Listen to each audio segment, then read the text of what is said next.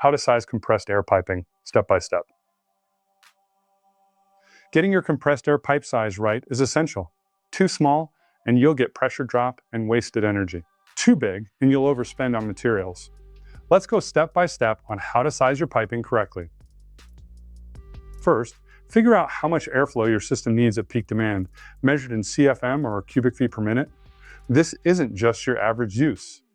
You need to account for every tool, machine, or process that might run at the same time. Don't forget those short bursts of high demand like blowdown valves, dust collectors, or diaphragm pumps.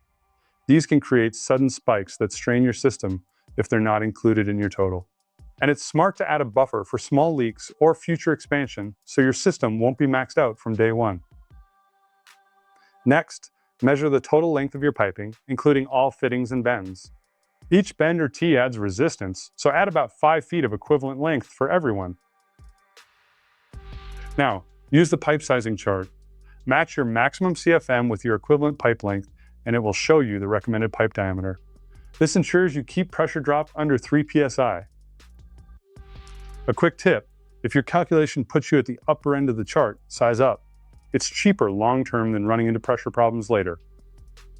Remember, undersized piping drives up energy costs and hurts performance. Correct sizing keeps PSI consistent, reduces wasted energy, and extends equipment life. Not sure how to size your system? Fluid-Aire Dynamics can help. Call to schedule a consultation today.